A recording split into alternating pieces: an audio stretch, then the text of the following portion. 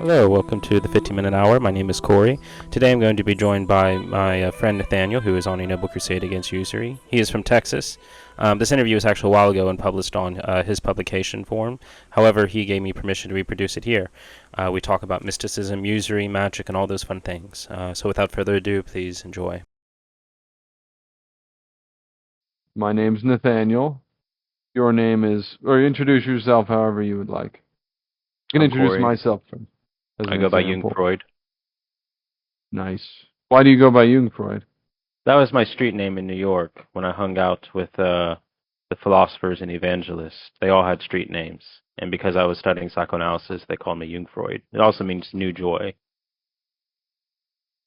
But it's also the name of Sigmund Freud and Carl Jung combined. That's interesting because Jung is German and it means young, like young man, hmm right?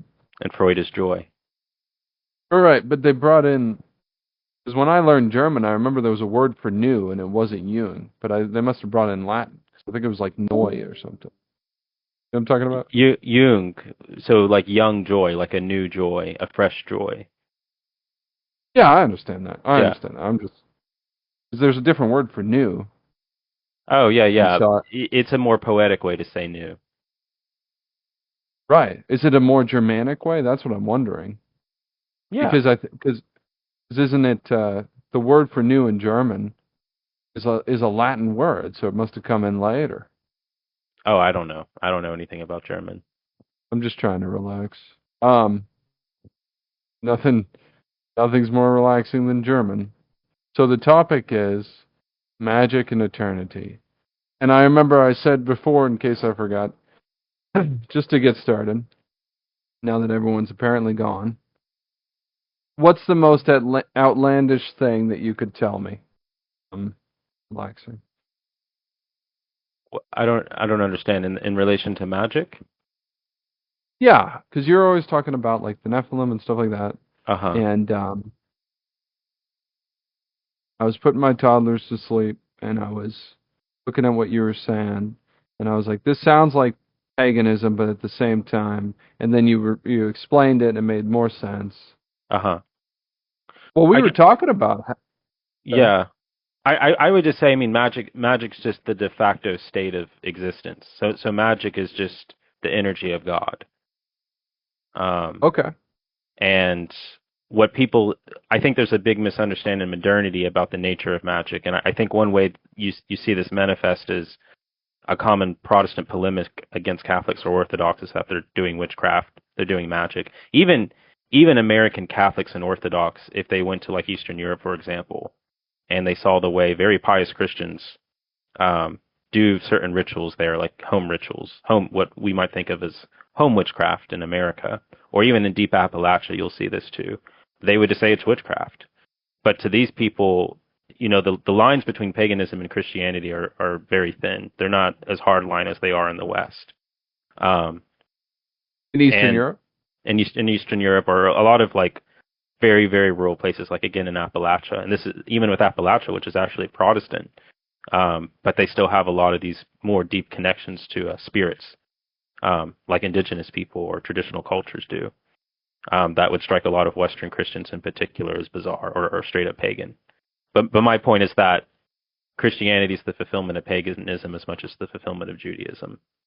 Um, and Oh what yeah. the line between what is just because something is pagan doesn't mean it's necessarily bad.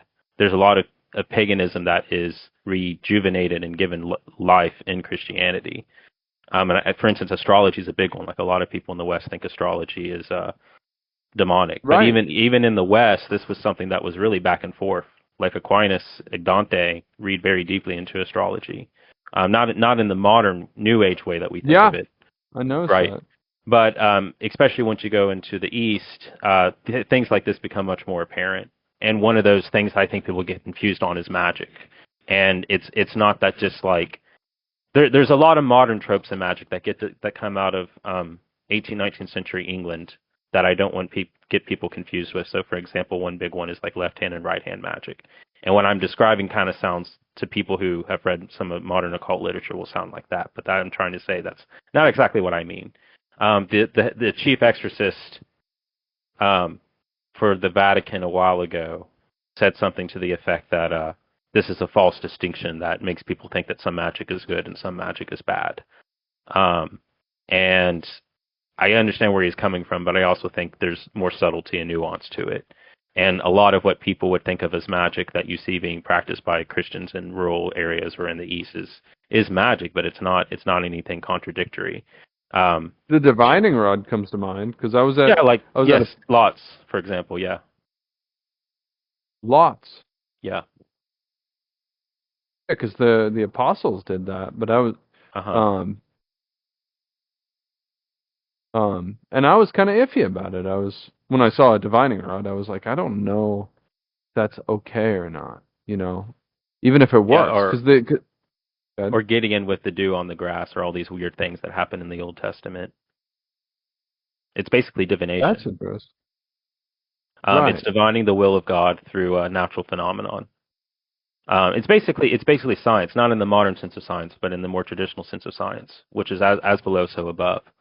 And that there are certain things that once you understand the nature of how they happen in patterns, you can understand God's will. Now, generally, this is rejected because you can very easily be messed with by devils who are kind of playing with things and trying to give you certain messages, right? So there's a general healthy, let's say, skepticism, or not in terms of its veracity, but in terms of how much you can rely on that. Just as there would be with what we would nowadays call modern science, for example.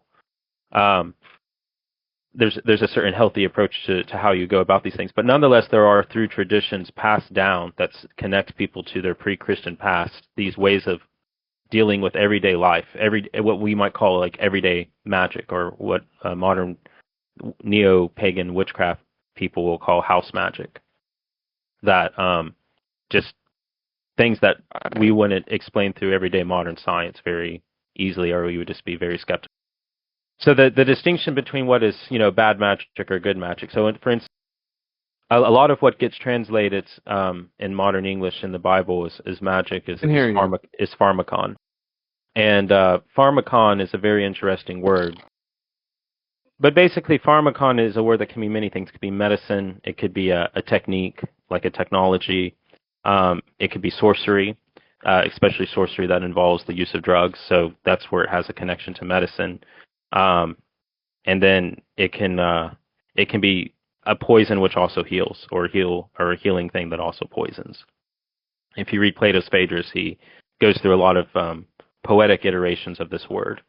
But in the Septuagint, in the Greek, in the Old Testament, the word being used is this Greek word, transliterated often in English into magic or sorcery. And so often talking about witchcraft, it's talking about pharmakon. Now, obviously, from this early Christians did not understand this to mean just a blanket all statement about things like medicine. I mean, you have Christian scientists later on that will reject even medicine. And to be honest, they're taking, if you're going to do like the sort of sola scriptura, literalist, fundamentalist view, I think that's a pretty consistent take. Or like Mormons, like no coffee, no caffeine, anything like that. That's all technically pharmakon. These substances that alter the mind. Get it. But obviously, the early traditional Christians didn't take this view, and so the question becomes: well, what exactly was their understanding, and how did they deal with what the pharmakon was? And the most direct way you can look at it is it's the ingestion of drugs in order to commune with spirits. So this was a common use, and even a lot of cultures today, of how you commune with the spirit world. Well, that's ironic. That's what I was saying. Oh yeah. Specific understandings of how pharmakon was applied to mean the ingestion of substances in order to perform divination and witchcraft. But I think, and that had a very specific and kind of limited use. Whereas now it's just sort of anything that isn't basically materialistic science is magic and therefore bad. And again, this is often carried over into Protestant polemics against Catholicism and Orthodoxy. That would there's rituals, therefore it's magic, and therefore it's evil. But again, even Orthodox and Catholics would often be made uncomfortable by very traditional folk Catholics and folk Orthodox who do things that would make Americans feel uncomfortable, I think. Because Americans, even if you're Orthodox or Catholic, you're still basically Protestant. In a way, we're all Southern Baptist. So there's something to be said for that there, and I think we're very confused about what the nature of magic actually is. When again, I'm just saying magic is just the energy of God. It's everything that permeates creation, and magic from that point can be perverted by wills, as can anything in creation, towards nothingness. And that's when you have things like the way Valentin Tomberg, the Catholic who wrote Meditations on the Tarot, put it. You know you're dealing with an evil magic when you're dealing with things that deals with oppressing free will. So he talked about how modern politics was a form of black magic, a form of dark magic. Television, for literal big pharma. Big pharmacology is actually, I think, the most pervasive magic that we're dealing with today. Propaganda, brainwashing, education, modern education. These are all But I forms love of Xannies. right. Yeah, these are all. So like when a lot of people are freaking out, like the satanic panic, the real magic we should be talking about is television and usury and pharmacon, like big pharmacon, um, education. These are things that are actually oppressing people's free will, actual freedom. That's black magic. So the stereotypical example in fantasy is necromancy. Well, why is that such a dark magic? Well, not only are you perverting the actual nature of life and death, but you're actually forcing people against their will to be resurrected into this sort of abomination, like a state of life, this mockery of life. So a magic becomes a perversion of magic, of the normal good magic. And C.S. Lewis, if you read him, his trilogy, Space Trilogy, that Hideous Strength, he kind of talks about this distinction as well with Merlin, and how magic was historically neutral for most of history, and then after Christ, you're kind of forced into choosing good or evil with it. But in either case, that the evil magic is the one that seeks to oppress, to limit freedom. That's very interesting. See, okay, so freedom is because you give you a lot of information there. Freedom is an interesting topic because America supposedly is all about freedom, and that's kind of like I always make the argument that what is the freedom that America protects with its Bill of Rights? It's the kind Plato was very wary against. The freedom that leads to slavery. You mean like licentiousness, stuff like that? Yeah. Plato says the excess of certain liberties leads to slavery, by which he means the liberty to engage in one's passions leads to enslavement to those passions. What about freedom of religion? Well, again, this is kind of like a weird modern obsession, because it's like historically, to some limited degree, right? There in most places, most of the time, there was some degree of freedom of religion. Obviously, there were religions that were biased by the state, but it's not like because you were Jewish or Muslim, you couldn't live in like certain parts of Italy. If anything, Christianity had more tolerance to Jews in certain parts of history than a lot of other places you could have been historically. What moderns mean by freedom of religion is this kind of like the government is totally, in theory, secular from religion, but I don't think it's possible. I think humans are just religious by nature, and the government will always have some form of religious doctrine. In America's case, it's Masonry and Protestantism, some weird syncretism of those two.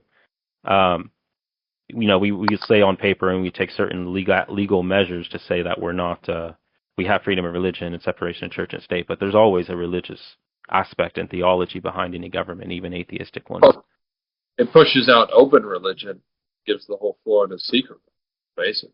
Gives the floor to what? Secret religion, which is what. Sure. Yeah, actually, if you want actual genuine freedom of religion, I think having a state religion is the best thing to ensure that. Really? Kind of how like some people argue that like monarchy actually produces the most libertarian conditions economically, because it requires the least amount of bureaucracy in order to get things done from a business perspective, versus a democracy where there's all these legalities and bureaucracies and associations. Even before going into something like socialism, where it gets even worse. Right. Well, that's very interesting. Man, you're a fire hose, and I feel like I'm very shallow right now. Well, it's an interesting. So let's talk about Because you're a big believer in kind of like, we'll call it local politics. You know what I mean? Yeah, Um, I think so. I'm very so, cynical of politics in general. I think I would say I'm apolitical or anti-political. well, you must mean modern politics, because like you're a big Well, no, fan of. I mean even most politics. Like I would say historically, politics was not the concern of people; it was the concern of the rulers. Like you're born into it, and that's kind of your duty. But for most people, you're not meant to be interested in politics. Right, right, yeah, Yeah, I think being apolitical is the natural state of humans. yeah, because you're outside the polis and whatnot. I was just thinking like you're a big fan of like Plato and all them. Yes. Yeah. Yeah, and that's something they're really concerned with, but they live in the city. Yeah. So, well, why do you think Americans are so consumed with politics? It's like politics and religion. That's basically what you spend your time talking about. I mean, I think that's just a side effect of democracy. It forces you to have a duty, a civic duty, and passive media uh, inundation with political concerns, especially if there's not any everyday connected metaphysical tissue. Even if you abstractly believe in sort of afterlife or metaphysics or whatever, your everyday reality, unlike historically what it was the case, doesn't deal with those things. You're not walking around the market or whatever with the understanding that your ancestors or angels or demons are there for the most part. Uh, if you do that nowadays, you're a crazy person. The immediate aspect that is the connective tissue in American culture is politics. Um, religion's really just subservient to it. So it's kind of what the philosophers called the imitization of the eschaton. Politics is the sort of new heaven, the new hope, the new soteriology. It's the new salvation of man. So man attains, if not spiritual, at the very least, material comfort, material salvation through finding the correct political apparatus. There's not really this hard line view of ontic sin or fallen nature, I think, in the American mythos. It's a very Enlightenment idea that man is potentially perfectible if you just give him the right political components. So you're like me, right? Because what I'm doing is I'm always interacting with the people up the street who sell grain for my pigs and like my neighbors and stuff like that. And with them, trying to fix the world. You know what I mean? Like, this is the world my children are going to grow up into. Um, I'm not as optimistic as you, but I don't have children, so I'm not forced to be. right? Yeah. Well, not, I mean, you could call it being forced, but it's not, it's a white magic. I mean, God, the thing about watching children grow up is my oldest is 4. So, like, I don't know how you view it, but my basic understanding is like 7 or 8 years old, maybe 6 years old is the age of reason. And so I've had a good 4 years of examining something that's fascinating to me, which is the development of the intellectual soul, you know. Yeah. And one thing that strikes me is there's a lot of things that I did not expect children to do, like disrespect me and not believe me when I tell them the truth. Wait, you know what I mean? Yeah. Like it's amazing. They just don't. They think they know better at 3 years old. It's really weird. And so it's so what that so point being is like there's all these things, and the only way to interpret it is like they're not capable of sin, right? They are capable of flaws and imperfections, sure. But if you look at it from the point of view of God is trying to save our souls, my soul and my child's soul, there's no chance that they're going to sin at 3 years old, but I can. And so the things that they do, God allows them to do for me, not for them, because they're basically safe from a spiritual standpoint. You know what I mean? And so, Um. Okay, I'll run It's with called it. sins of the father. I right. mean, yeah, we I guess in the East we have an idea of sin as a more existential thing. So it's not like something you do in terms of action. It's just something that you're plagued by ontologically by being in a fallen existence. So a child sins as much as any adult does, but not necessarily from committance of the will. Like you'll notice in a lot of Latin theology with hamartiology, it gets very focused on committance of the will. Uh, and I'm not going to say there aren't theologians in the East who don't think about it in these terms, but it's more so it's just a certain like a virus that infects you, and then that results in actions which your heart may or may not be inclined to. But it's not as connected to the will, which would be the issue about whether or not children sin, is this issue of like gnostically, knowingly, willingly committing a sin. It wouldn't really be the big focus. Well, they're baptized. Sorry. I mean, they're baptized. Yeah, they're baptized, but it doesn't remove the let's say the karma or the inertia of sin. Okay. You're basically just born impassioned. You're born into passion, and the passion's what lead to a diseased way of being, Well, even from the get-go as a child. yeah, sure, but the passions are made by God for a reason. You know, they're in the soul before sin is. They're ordered. They're made to live. They're made to do a purpose. You know.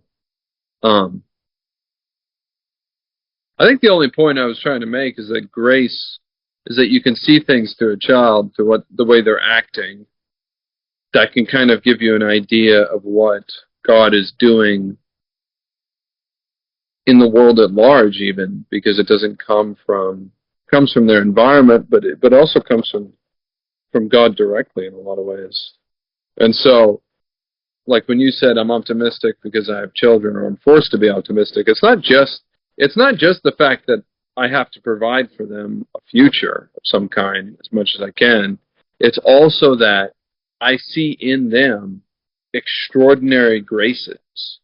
And they're the kind of graces that you wouldn't expect if God wasn't going to, like, prolong the world. You know what I mean?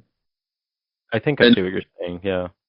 Yeah, and then because I talk about this with people all the time. You know, most people are too oppressed by usury to notice their children, and that's fair.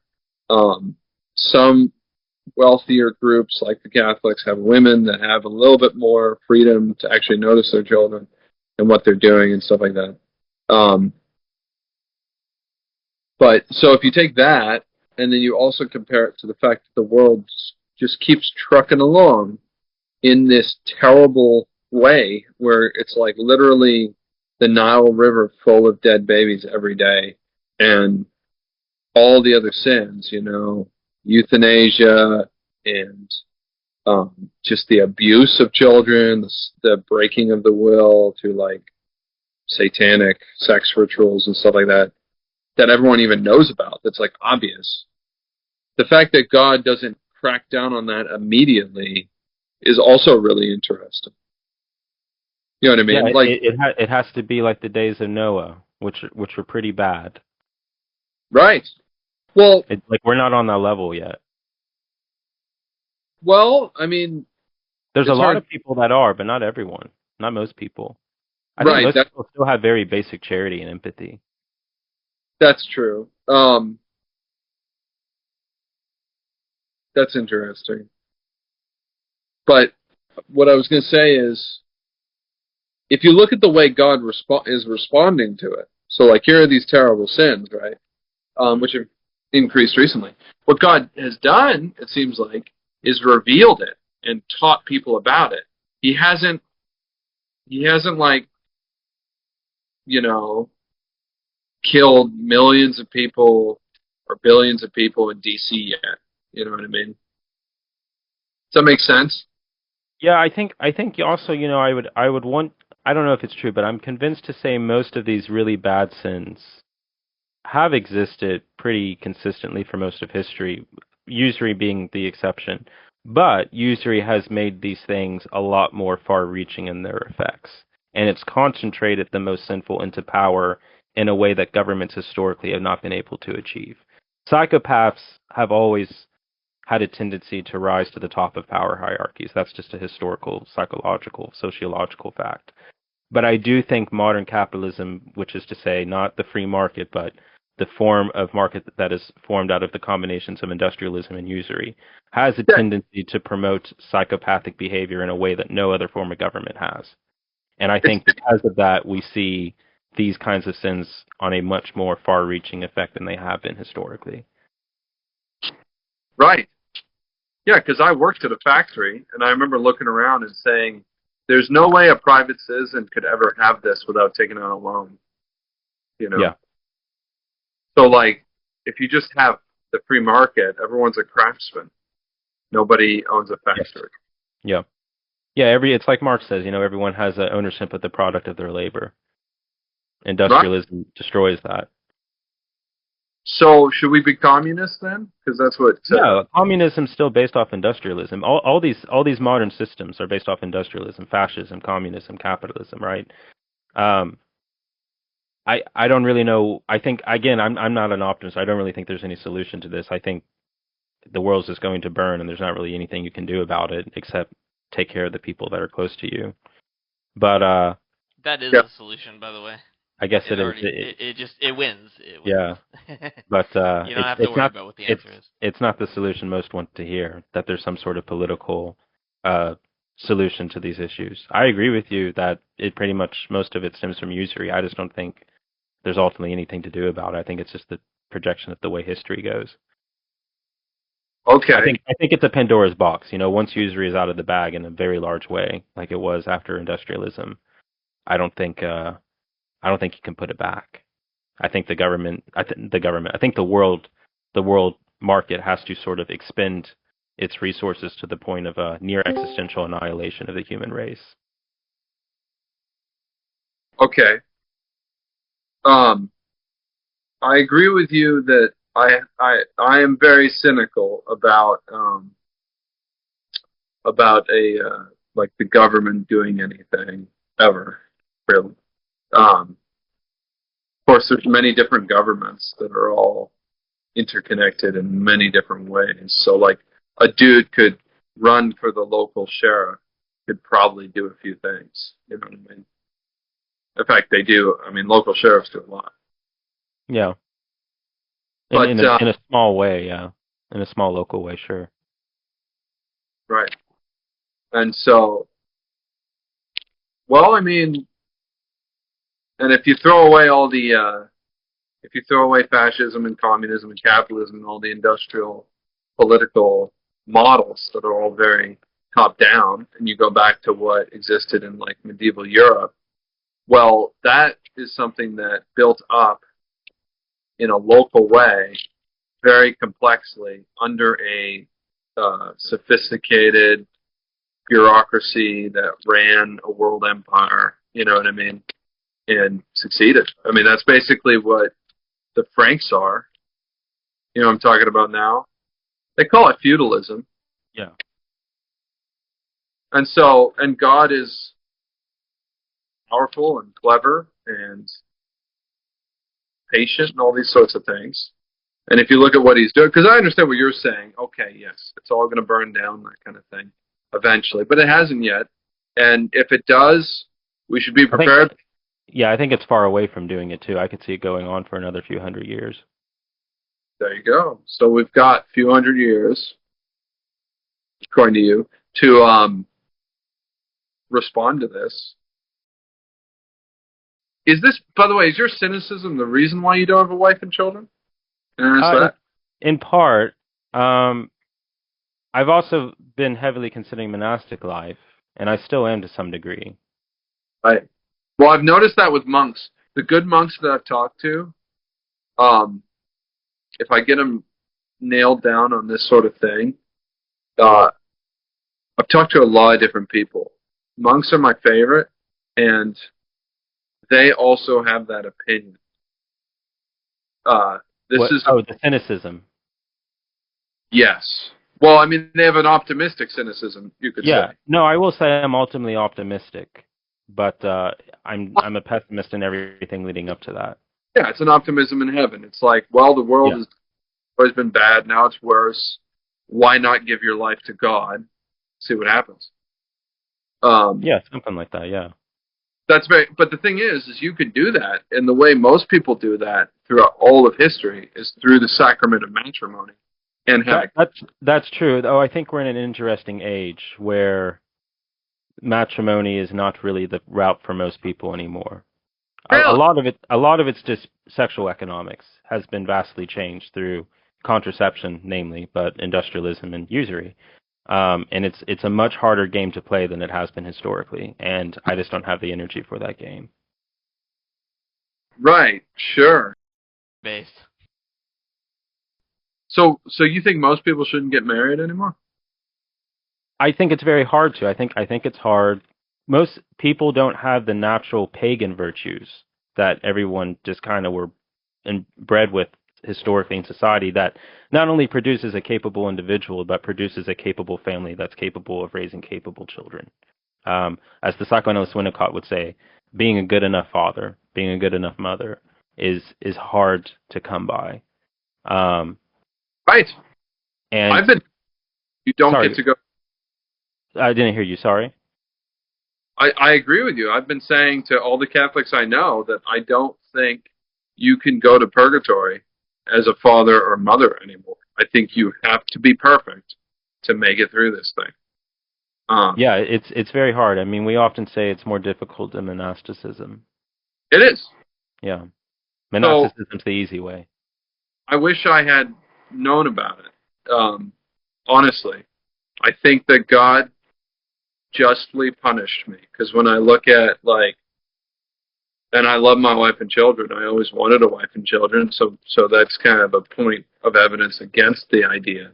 But when I look at some of the graces and things I had as a young child that I spurned, it's like that could have easily gone monastic.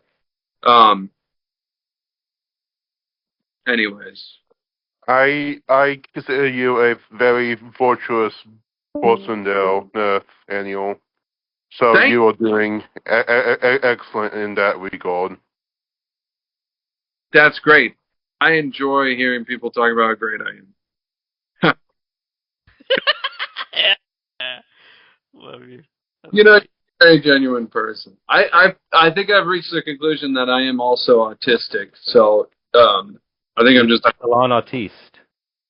Yeah, I think I'm very highly functioning. I think autism is literally just a man without women.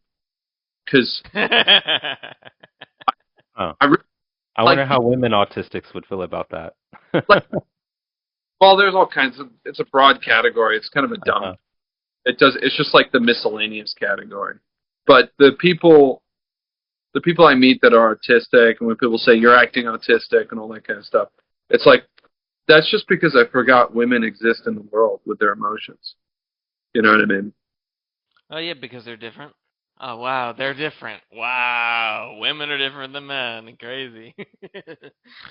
Yeah, I think there's a lot of conflating between pop autism and, let's say, psychiatric autism. Thank you for saying pop autism. Yeah, the popularism of making psychosomatic responses doesn't exist for fun. Don't do that. You just be normal. You don't fall for the jokes. Are stupid. They're funny. The jokes are funny, but you know. Yeah. But I lost track of. Yeah, we were talking about. Somehow we switched to local politics and usury and industrialism. Maybe we should veer back towards magic and witchcraft, because we were talking about oppression and what distinguishes black magic as black magic. Evil magic is the form of oppression it takes. Right. You want to get back to that? Well, I don't know. I thought that's why you wanted to meet, because you seemed to not have certain questions about what I was talking about with magic as the all-pervasive aspect of reality. Well, you made the mistake of. So you took that word, but it was really you were talking about Atlantis and a dude being alive, antediluvian. Hermes Trismegistus. Hermes Trismegistus. Yeah. Assuming he was connected to Atlantis, although I don't know if Atlantis was antediluvian or not, but assuming they could have gone through both sides of it. But if they were the ones who built the tower, right? So I don't know. This stuff is mythological history. We have so scant things to go on. The thing you can kind of round up a lot of these cultures that seem to have any agreements on this is that there was this great civilization that had technology that was magic, basically, to these people. Like, it may have been something that we would eventually be capable of on our sort of Enlightenment materialist point of view, but it was more advanced than us. They could make stones, huge rocks float in the air. And this is how with the they vibrations. like vibration stuff. Yeah, that's kind of like what Tesla was talking about. Right. But these sort of technology is indistinguishable from magic, and that this civilization was obsessed with magic, and they became corrupted, or at least the leaders did. And the civilization went to some sort of big war and eventually lost because of the intervention of the gods, and it was sunk. And then after that, they sent out sort of their 12 greatest philosophers and scientists, and also many of the remnants of that civilization went east and west to found Mesoamerica, Sumeria in the east, along with Egypt and Greece. That's how Plato tells it, but you get different iterations of this in different cultures. Sorry? So it was either antediluvian or it was the Tower of Babel. Yeah, I don't know which one for sure. I guess it makes more sense if it's post-diluvian and it's the Tower of Babel. Because this would have been, I don't know, 5,000 BC-ish, somewhere around that. Plus also the intervention of the Gregory in the book of Enoch, for instance. Yeah, so the Enoch would have been, the first parts of Enoch would have actually been antediluvian. Yeah. Right. I heard a thing a while ago about the pyramids being like power plants. Yeah, I've heard this too. I don't know anything about it. I think whatever the sort of modern consensus of it is probably not right. I think a lot of the stuff is very not really well known. Right. Because, the argument seemed really valid to me. I don't know anything about the pyramids, but a lot of these things that they make into like tourist attractions and stuff, like there's nothing in the Bible that says the Israelite slaves built pyramids, what I can remember. But they kind of put that in make that the popular meat. Like how which is funny because modern historians don't even think Egypt enslaved the Israelites. So it's a pure modern mythology. It doesn't align with the modern Enlightenment mythology, and it doesn't align with the Christian mythology. Have you ever heard of DJ and PJ Wiseman from Michael Glad? That is a really fascinating thing. Earlier when I was telling you, I listened to him talk about that. So Michael Gladio does talks on occasion. He's just a private man, but he does it for the Colby Center, which is, I don't know if you know them, but they're a Catholic creationist group. They're great. They only deal with Catholics basically, but their whole goal is to go around and try to teach people about how the magisterium and everything else supports young Earth creationism, and basically that it's a matter of faith, So I like them. I've been to a lot of things and stuff like that. They think I'm crazy like everyone else does, but that's fine. But Michael Gladio does talks for them, and he pulled from a Protestant, I think an Anglican body of work, these Wisemans who were archaeologists. So the father was in Iraq, he was in Babylonia after England took it over and did a bunch of archaeological studies. But anyways, long story short, they look through like the way tablets were done in Mesopotamia and stuff like that. And the argument is that from the context of Genesis, you can basically figure out, it gets into Exodus and all that kind of stuff too, but you can basically figure out that parts of Genesis were written by the patriarchs, and that Moses had those accounts from the patriarchs when he made Genesis. But that's how God gave it to him. So like, I'm sorry, the patriarchs of where? So like Adam, Noah. Oh, I see. Okay. Yeah. So Adam had was able to write. Yes. Okay, interesting. You don't think he was? No, I just never really thought of it. I guess that makes sense. I know writing was invented quite a while after the fall, but Well, I guess Adam would have been pretty old, so he would have been around when it was. well, that's the thing is, you don't know that. I guarantee it. You've heard it, just like people hear all kinds of things. But in that field, they really do not make any kind of convincing argument that writing was invented at any point. It appears like it always was around.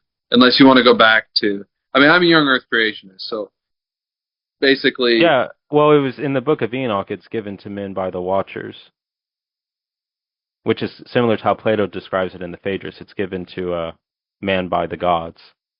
Now that's interesting. Okay. So the Watchers gave it initially as an idea to corrupt men, but not always successfully. But what doesn't make sense to me about that, I've read the Book of Enoch. It's been a few years. Probably been 6 years. And I found it very perplexing at the time, and I asked a lot about it, because there's a ton in there besides just the idea that angels came down and fornicated with women. I mean, that's what everyone gets hung up on. But there's a lot more in there. Yeah, there's a lot going on. Yeah. And I asked people questions, especially actually a lot of my questions were astrological about, or astronomical about like the moon and how it's described as moving and that kind of thing. And I found out that a lot of Eastern Orthodox people are flat earthers, and they talk about the Book of Enoch. I was not aware of that. Okay. Oh, apparently. I'd love to introduce you.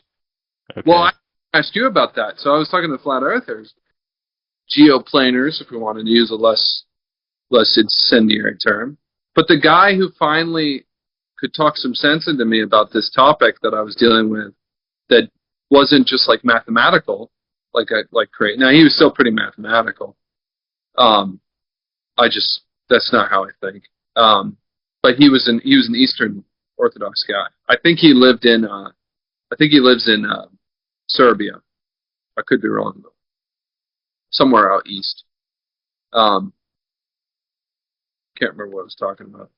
Oh yeah, so the reason why my knee-jerk reaction is I understand Adam as having this incredible, deep knowledge and wisdom that, so he knows all these things that no man has ever been comparable until Jesus Christ. So the idea that he wouldn't know to write, I mean, especially if you include like pictographic languages, but also like just alphabet and the symbols that you could associate a sound with, like all that stuff seems like Adam would be very capable of it. No, God made Adam just kind of knowing these things. Right. I see. Do you agree with that? I don't know. I've never really come across that view in any of the church fathers, but I guess I've never come across anywhere where they explicitly reject that. Well, I know Thomas Aquinas says a lot about Adam's knowledge and stuff like that. Uh-huh.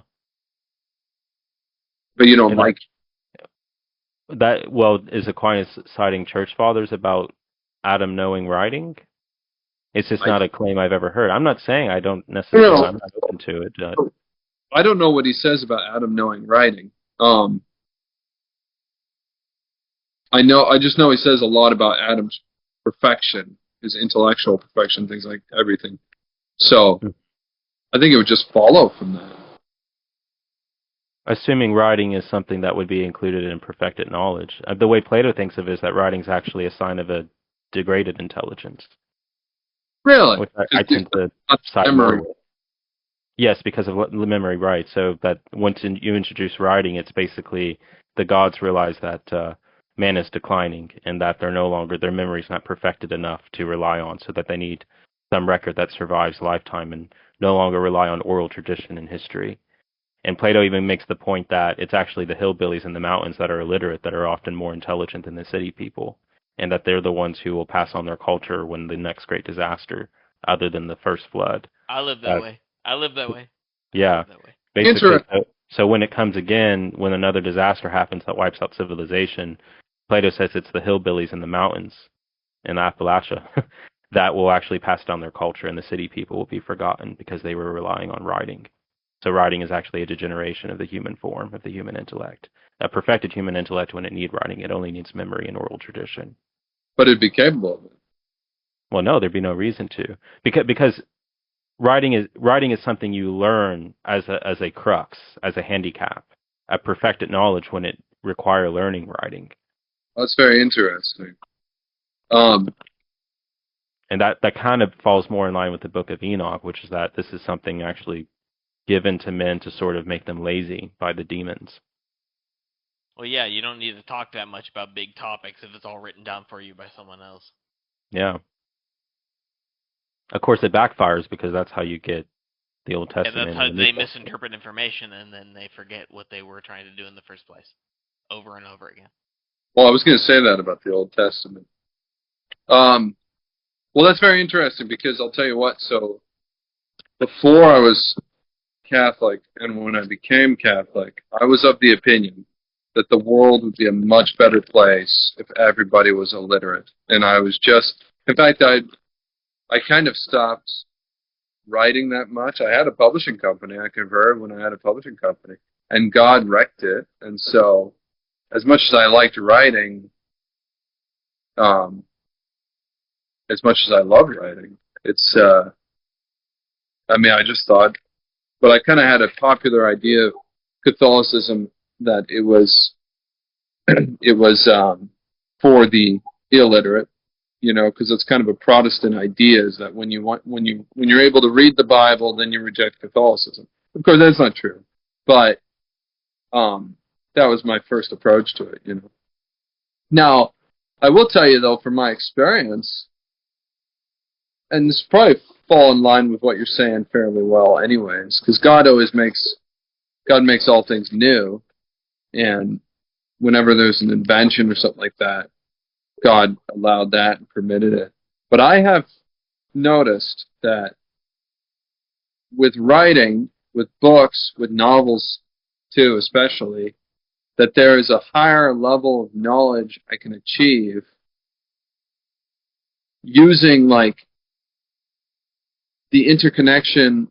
Well, it's kind of like if you ever read great literature, they'll put a couple lines in there that reference whole books, and it brings that whole thing to mind. St. Paul did that when he referenced like Psalms and things like that.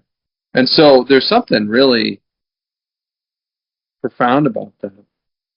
But okay, you do that in the oral tradition too. Sure, right. That's true. That's very true.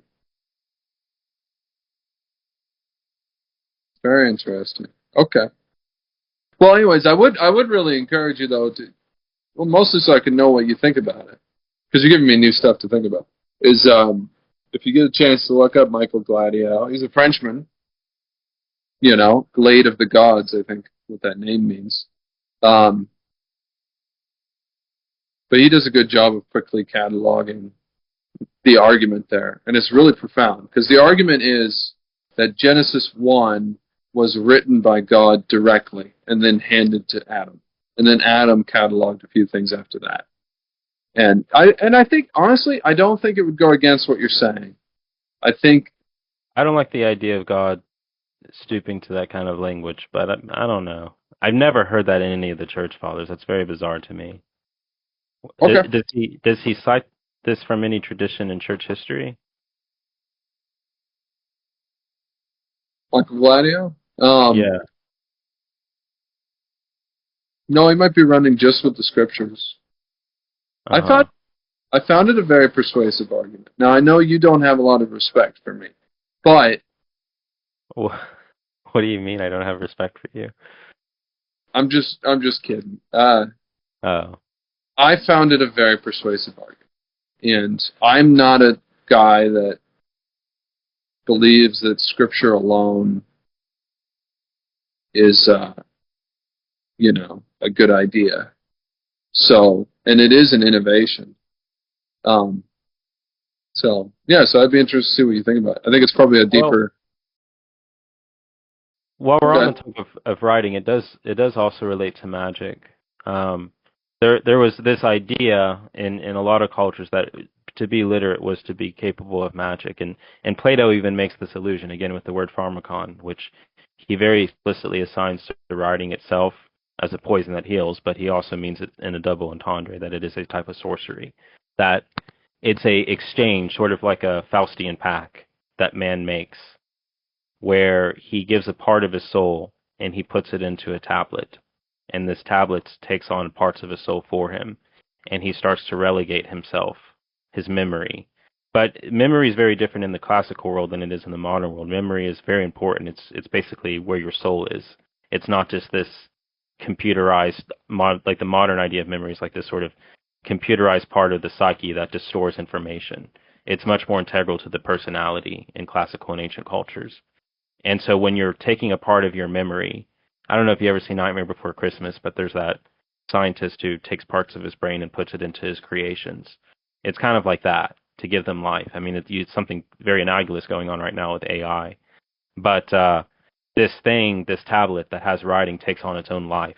It becomes a Horcrux, if you're familiar with that idea in Harry Potter, where you're necromantically putting a part of yourself into an object. And Plato just straight up calls this a form of sorcery. And he says it comes from Thoth, who is Hermes Trismegistus. Thoth is the manifestation of that god. But he's the god of knowledge and the god of magic, who gives the gift of writing to man. And it's a similar demon in the Book of Enoch that gives the gift of writing. So writing was understood as sorry?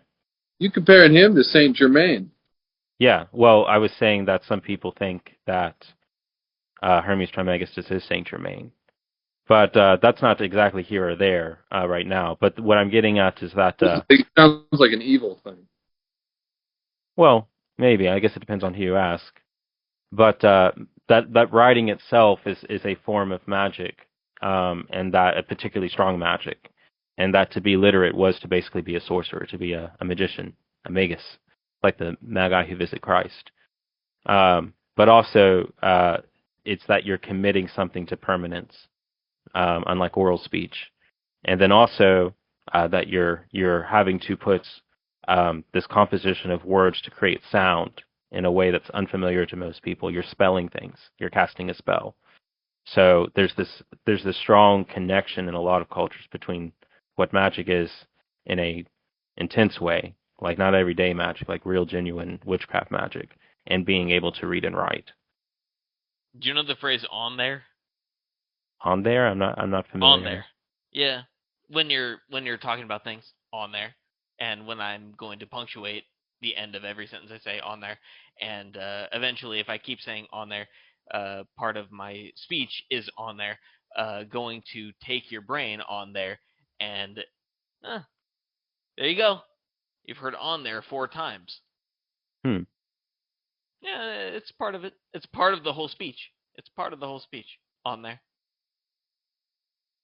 I see. I don't know what else to say other than that. Yeah, that's good. So here's this whole thing. So here's the internet with Discord and all the things that we do to write. I mean, I think about this because I had a good few years in Appalachia where my children were born, and I had them pretty well separated from the world and stuff like that. And yet, in my house, there's all these things that have writing on them that are disturbing. I mean, like Amazon sent a box that had a blasphemy on it, very little joke there. And there's all this like advertising. I'm just looking around. There's all this advertising and marketing on every thing. Literally every... it's on there? Oh, it's on there. It's on there. Right. Exactly. And so it's like, so here we are in a world where, I mean, if you drive down the streets, billboards and stuff. It's just, you don't have children. But this is a problem that I'm actually obligated to try to fix in order to raise my children well. That makes sense? Because it's about, like you said, magic. So there's good magic, there's black magic. Black magic is oppressing the will. So it's about influencing the mind and through the will. And that's what marketing and advertising is doing. You go to the city, you're hungry. Yeah. That's what it is. And so you become a glutton. You leave the city. Because when I went to work in Seattle, I would take a 2.5-hour bus trip to work sometimes. I think it was probably like an hour and a half on average. And go back to this little town outside, like way outside of Seattle. And I'd do sales, and I'd go home. I'd do badly at it. And I didn't have any money, and I was trying to only eat protein bars. So I'd take 3 protein bars to work. Well, there were a couple of times, a lot of times I ate out. I didn't make it. But there were a couple of times I went through the whole day, and I was starving for food. And then I'd go home, and I wouldn't be hungry anymore. And I finally realized it was literally the advertising in the city that made me hungry. So that's called stress eating. Don't stress eat. Can't do it. No, it's black magic. It's literally. Oh yeah, the subconscious you see every day when you're walking around looking at advertising. Yeah, your brain does not work at 60 FPS at all. It doesn't. Your brain does not see things as a video game. Your brain records more information than you're able to recognize. That's all. Right. They hired a psychoanalyst actually to design the McDonald arches. They consulted. A wizard. You mean? You mean a wizard? Yeah, wizard. No, actually, when I was teaching psychoanalysis, I introduced it as defense against the black arts. Because once you understand that science, you start to understand how people manipulate you. Yeah. So I have children, and I'm going to take care of them. How do I do it? You know. Wouldn't we all like to know?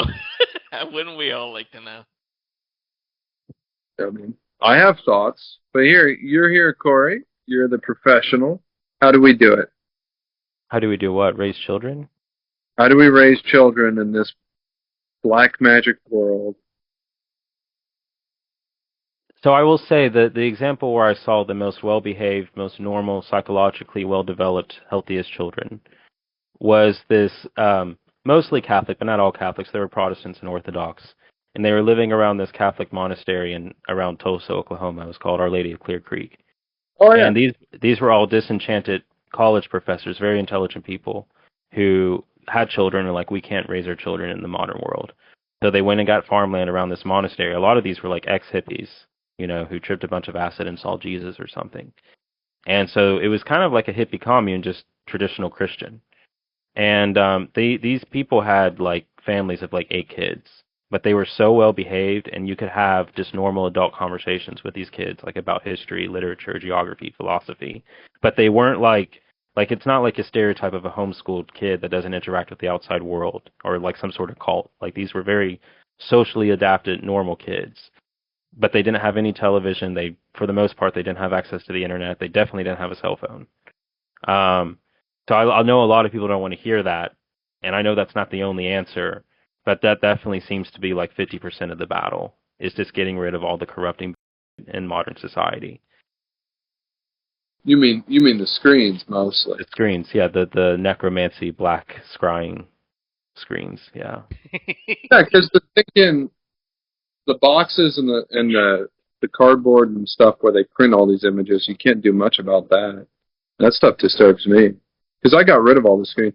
In fact, before we did this interview, which is not really, before we talked, I was playing Seamus with my wife, and I was in a really good mood. Do you know what Seamus is? It's a wonderful game we just found out. Supposedly, it was invented by a Protestant and a Catholic in Ireland. And what happened was a Protestant from Northern Ireland wanted to get along with a Catholic from Southern Ireland, right? So they invented something called Seamus. It's the only cooperative card game you can play with a normal deck of cards. And it essentially works where one person plays rummy and the other person plays Uno, and you try to help each other win. That sounds sick. That sounds awesome. That sounds really fun. I will play it with you. as soon as possible. It's been great. Rummy's my favorite game, so yeah hit me. I love Rummy. I love Rummy. Nope. Gin Rummy, my grandma taught me that. My grandma taught me Gin Rummy. That's I how played it is. 500. That's what I was taught. So, find it more games dynamic. are another form Have of you magic. played 51 Pickup? We should play Oh. that together. Corey really disapproves of this. So anyways, what was I trying to say about that? Well, Okay, you're talking about raising kids. right. Thank you. You're a very precise thinker because you're a monk. So then after that, so I was in a good mood. And then after that, I was putting my children to sleep. And they were listening to a song on an old broken iPhone. And I became really solemn because in Tennessee, when my daughter turned 2 years old, I no longer let her see me on a smartphone or a computer. Never. And she never did. And I was able to pull that off for a while, despite great opposition. I had to leave a job and stuff. But I figured out that when I came to Texas, I was literally forced back onto a smartphone by my employer. And I figured out like how impossible it is because everyone else would just constantly give my children their cell phone. Mm-hmm. Like I'd be like, "Could you please watch my child in mass so I could pray for 5 minutes?" And they'd come back, and my daughter would have a lipstick and a cell phone, and I was like, "Dude." And so then, of course, I would just watch my daughter and try to keep her away from the world. And then everyone would be like, "Well, your problem is that you're too attached and too protective of a parent." I was like, these things didn't exist 20 years ago. You know what I mean? You're right. Yeah, you're right about that. Yeah, so what? You should be defensive as a father. Yes, you should. Well, it's not just that. Like, I talked to a lot of my friends, and there's a friend of mine, she's married with children, but when she was like 8 years old, she just knew the word sex, went to her computer, was like, I wonder what this means, typed it in, and saw things. And it's like, that's very dangerous. I mean, I've taught my daughter that you don't look at a screen because demons can pop up, you know? I'll be doing nothing. There's serious adults who believe this still in Russia. That because there were Orthodox saints who said that televisions and the television screens, this was before television was around. They're talking about this idea of like screens that electricity runs through. They talk about how it's going to be iconography to the devil. And there's a lot of Russians and some Greeks who still take this very literally. So they think if you look at a television or computer screen, it stills your soul. So they avoid looking at it. Right. No, you don't. No, I think there's truth to it. I also just think I was kind of born into this culture. It'd be so weird for me to just leave it at this point. Like I was 3 or 4 and my dad was showing me stuff on the computer all the time. I was around it. Yeah. I think and if you have stolen soul as a result of it, I'm not a stolen soul.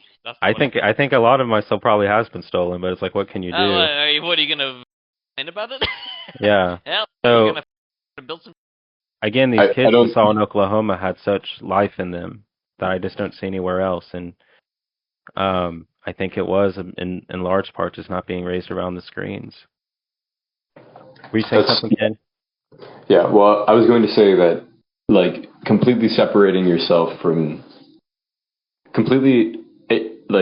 you cannot immunize yourself from the internet by simply separating yourself from it. And what will very often happen to people who do not know how to interact with it and do not know how to use it properly without being consumed by it is upon having like free reign to use it, it destroys.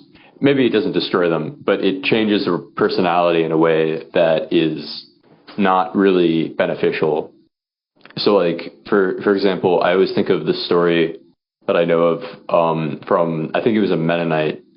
So he was like either raised a Mennonite or he was raised Amish. I can't remember which one. But he left, like, they do this thing where they're allowed to leave at a certain point, and then they can decide if they want to stay out of the community or they want to come back in. And he was exposed to the internet and became like a furry or something. and trans. Wow. Like not long after being exposed. So like you need more than just to like separate yourself from the info hazards online. You need a mythology to be able to work through them. You need like a set of stories that you can sort of tap on to know how to interact with that world. In the same way that we do this with children already for the real world, which is also very dangerous and full of images that are very potent. The internet isn't really any different. It's just that it's more abstract, and the forces that are at play are not as immediately imminent. But all the same forces are there. There's a good priest, a really good priest who I think is in heaven, and I edited his book. He's the one who made me an editor. In fact, I'm trying to write a book. But have you ever heard of the Triumph of the Immaculate Heart? Catholics talk about it. I've heard of it. I don't know anything about it. Explain it. Really? So I'm not the best person to explain. You could read his book if you want to. I don't know if he really explains it that well.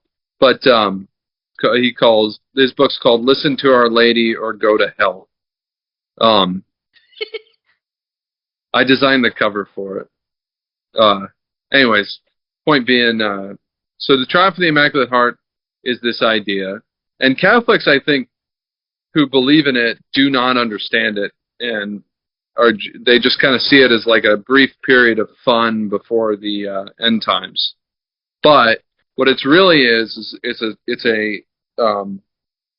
an understanding of the prophecies that have been given by a lot of saints in the West about what will happen in the future.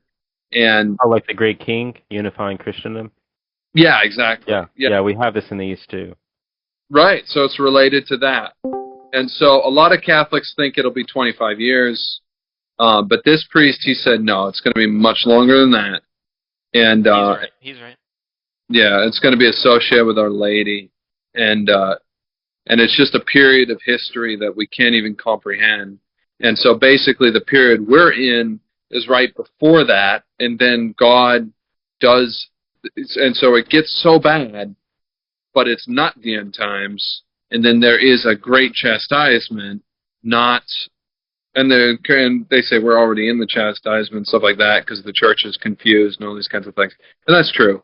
But there's also a physical chastisement that's supposed to kill between 1/3 and 2/3 of the entire population of the world, that will involve fire falling from the sky, possibly 3 nights of darkness like they had in Egypt. I've heard of that. Yeah, I've heard of that one.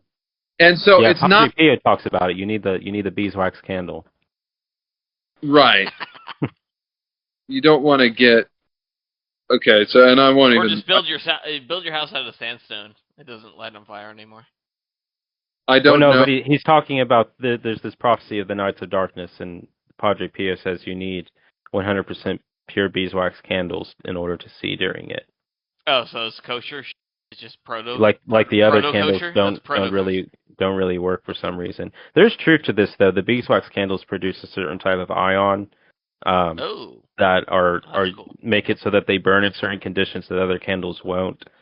But it's kind of very bleak to think that's literally what he means, because the conditions. If your whole religion is based on that idea, then what the hell?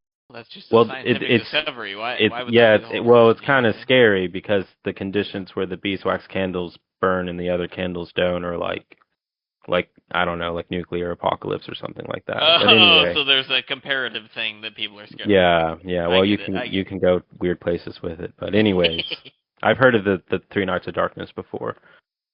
Yeah, so that's only one small part of it.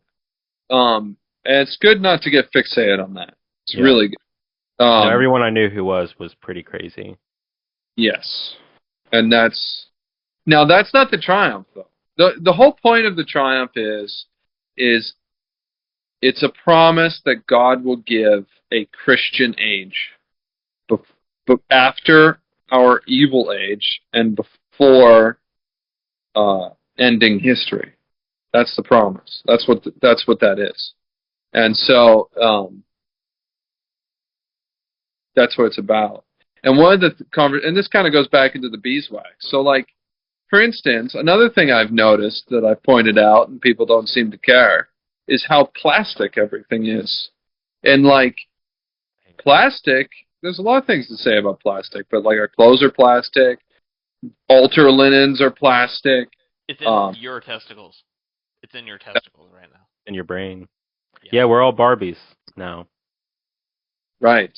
And so, and the reason is because it was sold by salesmen because of industrial capitalism that produced this thing and needed to sell it. They killed the deer. When they started putting coal in the trains, they killed all the deer in the United Kingdom. All the deer died as a result of them running these trains. There you go. They'll hide that from you. But no, the Industrial Revolution in the UK killed all of their natural deer. Yeah. Yeah. God has... Is what it is. Is what it is. Whatever. Not my problem. I love the English. They're very blind because they're full of mathematics. But the point I was trying to make about it, okay, so me and this... And like the beeswax, because there's some kind of plastic, I'm sure, that they burn and call it wax. Just like everything else in the whole world. But me and this priest were talking about whether or not the internet would be preserved in this triumph, right? And he seemed to think it would. And not necessarily the way it is, but just because it's easy enough to build a system and that kind of thing. I thought it wouldn't. I thought God would take it away. It's so evil. But so basically it came to be a conversation about what a good internet would look like and what God would purpose it for. Because it seems like, so what do you think about that? Do you think he'll just take it away? Because obviously you use it. Here we are using it. Yeah, I think this is like the debate between Saint Albus the Great and Aquinas over the Brazenhead. You know, Albert the Great thought that this thing was like some divine invention that was going to progress humanity, and Aquinas thought it was demonically possessed. But you had two saints with two radically different opinions on it who knew each other.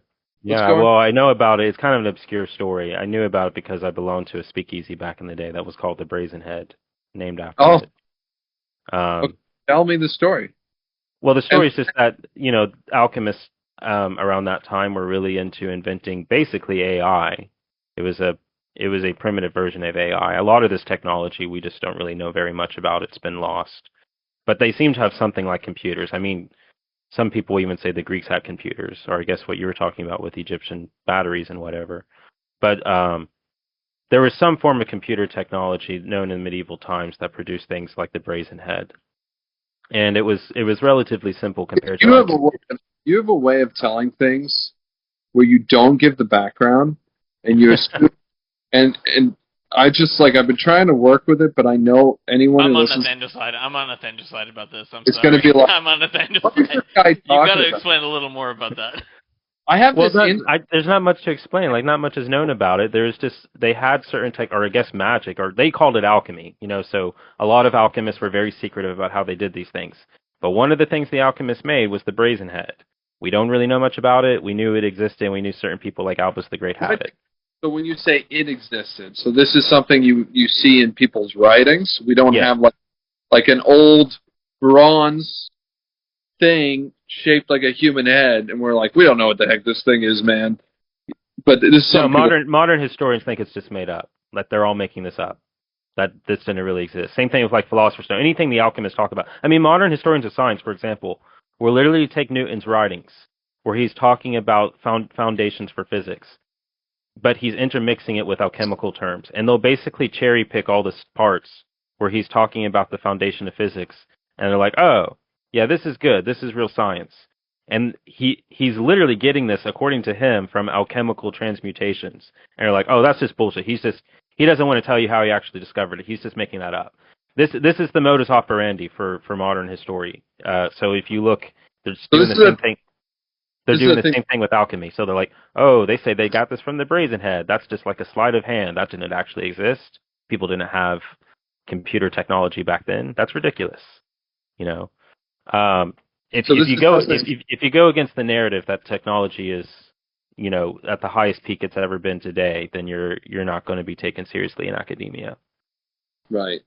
So this is something they're writing about, and Thomas Aquinas. And Yeah, so this is in like Lives of the Saints. Thomas Aquinas thought this thing was demonically possessed. I don't know if he actually destroyed it, but he tried to play certain tricks on it to show to Albus that it was just. What? But Albus was never Huh? What? What? Describe its physical features.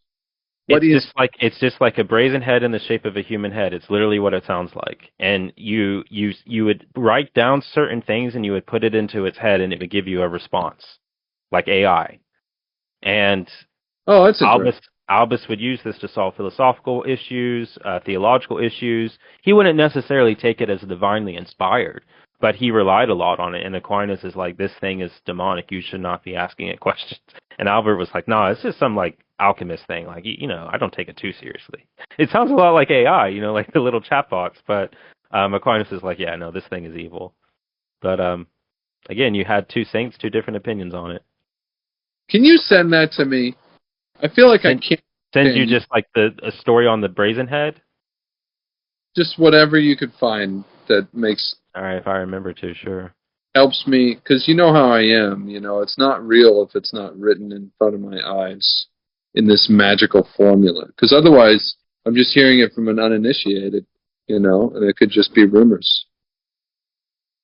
Yeah, let me see if I can find it. God bless. I just looked up Brazenhead Aquinas, and I got Wikipedia where it mentions that Aquinas did destroy it. Talking to you is kind of like talking to Daniel, the cult leader, as he's called. I don't know if he actually leads a cult, but point being, you have got some crazy cool opinions that you just state and wait for somebody to attack it, I think. And I don't want... Huh? Oh, sorry. I was just going to keep reading the Wikipedia article. So after it says Aquinas did successfully destroy it because he thought it was possessed by a demon, Bacon, with the help of Friar Bungay, was said to have spent 7 years building one of the devices in order to discover whether it would be possible to render Britain impregnable by ringing it with a wall of brass. They only succeeded in their work once they compelled the assistance of a demon. Like Ross' tests before them, however, they were said to have missed the decisive moment, either from forgetfulness or exhaustion. Having missed it, the head either collapsed or exploded and was scrapped as useless. And then it goes on to mention other alchemists and famous scientists who made use of it. But in our case, it's just kind of like this like triviality of history that like historians have known about, but they've never taken seriously. So like just the idea that you're talking about this as if it was ever real, you would be laughed out of history departments. That's a great thing to end on. I have a full bladder. I mean, I'm down if you're down. If you need to use the bathroom, go take a bathroom break, I guess. But Wolfert, does anyone have questions? Good. Then we can end it, and they can ask these questions later. You've given us a lot to think about, Corey. Now, what do you think about usury, though? I'm with you on it. I think it's pretty bad. Do you think I said, do you want to fix it? Do you think it's fixable? I think it is. I think it's fixable sort of in the way that it's not a natural force and will eventually lead to its own non-existence. Why can't you just make it illegal and punish people? Well, you could. That's what they did for most of history. But again, it's like Pandora's box. I don't think you're going to be able to put it back in for a while. I made this point with Preston. I said, nobody seems to benefit from it. And that might be a kind of a... Yeah, it's kind of like what Marx says about capitalism. Even the capitalists don't benefit from it. Yeah, well, and he was pretty successful as far as like a lot of countries enacted his solution. Yeah. So if you have a godly solution, and it's true, the majority of the people, even the crazy furries and trans folk, hate it. In a democratic society, it seems like you could do some things. Maybe you do it on a local level and move your way up. But people would quickly point out that if you took out usury, the entire world economic situation would collapse, including what sustains modern agriculture. Millions and millions of people would die. You think so? Okay. Which, I think is going to happen one way or the other. I mean, I think Kaczynski has already said it better than anyone else can. It's like, this is going to happen. Lots of people are going to die. It's going to be very painful. It's going to be very terrible. But if we keep delaying it, it's just going to be even worse and worse and worse and more prolonged and miserable. So you either bite the bullet now and just accept that millions of people are going to die terrible deaths, or you delay it and it only gets worse. Okay, so you think there's no way of getting rid of usury without? No, I think it will get rid of itself eventually because the society it makes is just simply not sustainable. It will collapse eventually. But that society has certain methods for keeping itself alive in a sort of empiric way for a very long time. Well, it's weird, though, because you say modern agriculture. So it's not the farmers that will die, though. It's the people who eat the food that don't know how to grow it. Because it's like the guy... I think even a lot of the farmers will die because they only know how to farm with modern industrial agriculture. Most farmers, if you just gave them hand tools, I don't think they could really produce very much food. That's interesting. And so, like, they don't have gasoline and whatnot, and they don't have tractors. They don't have all these things that are made by industrial means, which rely on usury in order to, like you were saying earlier, a loan has to be taken out for a factory to be made. The entire world economic system, including everything that falls under, relies on usury. Most of these guys I know, they also, like, yes, they grow acres and acres of corn, and then they sell that. Or a bunch of cows or whatever. But cows take care of themselves on grass. They don't actually have to use a tractor for most of what they're doing. They just have it because they think you need it. And they have their own little vegetable garden that their wife goes out and hand takes care of it. And then they go out and hunt every year. It seems like they would live. It's just that... Maybe, yeah, I guess, for their very immediate self. But they can't produce the amount of food that, like, pre-industrial agriculture farmers were making. I mean, it basically would have to mean that everyone has to become their own farmer to survive. Well, that's what a lot of people are doing. Yeah. But it would mean the vast majority of people would die. There's just not enough people have land to produce their own food or even the know-how. I'd survive. I'd probably have to look... Oh, look! It's, Yo, what's up, guys? I'm glad to see you. No, but in this apocalyptic situation, there'd be raiders that you'd have to worry about. Right, yeah, that's a whole nother thing. The cartels. Right. Okay, well that's a little bit cynical for a dude with children. But so I'm saying, like, I'm not starting a farm, and I'm not dying either, you know what I'm saying? Well, if you can farm, maybe the cartels will enslave you rather than kill you. They're like, oh, this guy knows how to grow. Yeah. Well, that's why I learned butchery. Because that's a useful thing. I've got a black thumb, but I can feed an army on a pig. I kill all the plants I ever touch. In fact, to be honest with you, usually my animals kill me. That's what always happens. I start a garden. That would make sense. Next thing I know, the sheep are in there eating it. I've got things pretty well figured out, and then the pigs break out and literally just tear up the soil. I've heard there's a way that you can use animals if you're smart. Yeah. To replace tractors. So that's going to be... That's the best way to... That's how you get the best soil, actually. Well, yeah, Corey's like an expert at just like making your own, or at least an expert level interest, and like creating a self-sustaining garden. From my experience, it seems like people do it totally backwards. It seems like if you have animals first, you do way better.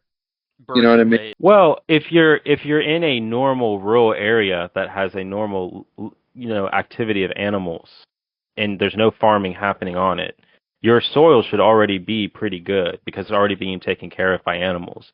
Once you start doing farming on it, like, you're taking a lot of nutrients out of the soil. In which case, you have to supply nature with extra animals, like where pigs. Where are the cremation ashes going? Going back into the farm. That's where everything went historically. That's where your poop went. That's where your piss. I would hope they continue that. But why cremate? Why not just leave the bones in there to slow that too, yeah. You're calcium? Leave the bones to slow release calcium. That's better. That's what I would want to do for me. Yeah, most I people. would love if my body slow release calcium into the soil. That's what most people did. But Yeah, so at that point, once you're actually farming it, then you actually need to add animals there, like chickens and pigs and whatever.